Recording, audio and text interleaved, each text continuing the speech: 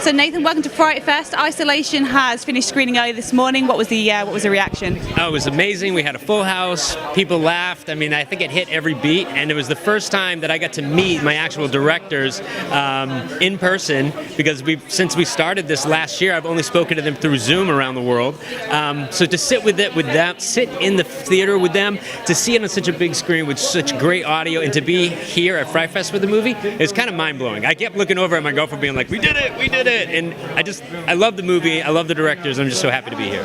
I mean, obviously this film did sort of come around from your own thoughts. When did you have that idea, and what made you think that now was the time to make something like this? Yeah, it was actually, I was supposed to do a feature last year, and the money got pulled out because of COVID. And then like 2 months after we went into hard lockdown when nobody could do anything, I just was thinking, like, I really want to make something, and I can't write a feature-length script because it won't be any good to rush it, but I bet we could write 10 to 12 minute movies, and I can work together with the directors to really craft something amazing, and then I can make a whole feature with that. So I immediately started reaching out to agents, managers, watching stuff on Crypt TV and watching all these shorts, and then finally got 11 directors that were amazing, talented, and sort of fit into the rules that I kind of crafted for the world I wanted to create.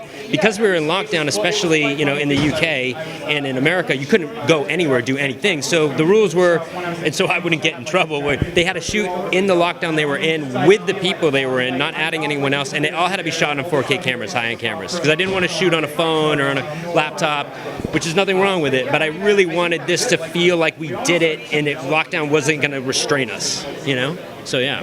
I mean, you did get together some really good talent behind the camera. You've got Larry Fessenden, you've got all the guys that you're here with today. What was it like working with all those? I mean, albeit over Zoom. Oh, it was super cool. I mean, I've always been a huge fan of Larry since I was young when I moved to New York. So to produce a film with Larry was tremendous. And he opens up the whole story, because his kind of talks about how, like, look, we have these stories that we need to tell.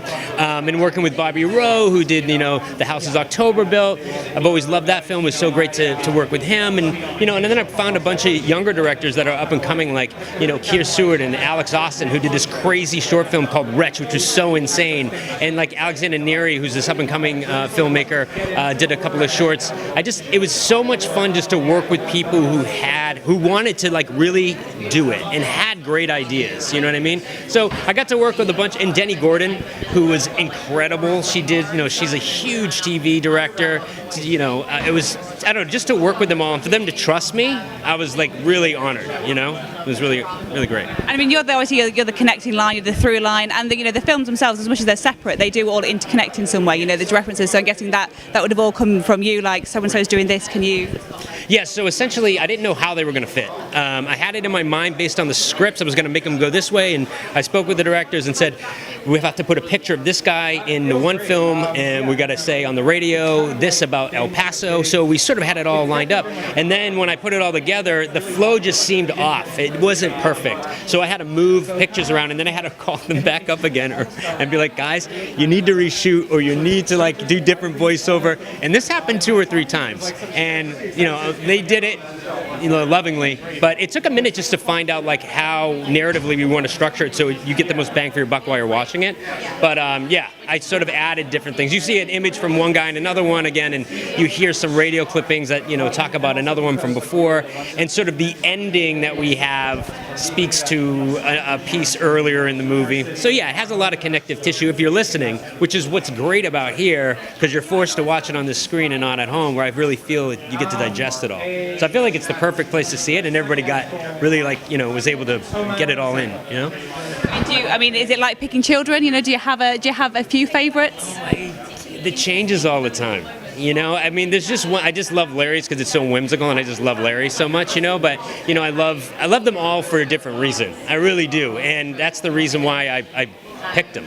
There were a few that we had, and they just didn't fit in the world, so I had to let them go. And luckily, a lot of the people that had those shorts put them in other festivals, and they did really well on their own, which is fantastic. It just really didn't work for our piece. So yeah, I like them all for different reasons. And I mean, now that this is out in the world, have you started working on your next project? Yeah, I've got to actually I finished the short. That's hopefully would be turned into a feature if it makes enough of the rounds. It's doing really well right now. It's called No Filter. It's about a young girl who gets obsessed with this insidious filter, and it turns on her and makes her think about, like, question what real beauty is. So we're working on that, turning that into a feature. And then I have another one called There's Nothing Wrong With Us that hopefully will go at the end of the year about a young trans girl who gets kidnapped by her neighbor, who turns her into the daughter she's always wanted. So they're both, like, very topical, but they're both crazy. Like, No Filter's so explosive and insane. I love it. Yeah, it was fun to shoot. I wish you best of luck and enjoy the rest of your festival. Yeah, thanks. Great to meet you, guys. Thank you for sending me. Wicked, yeah.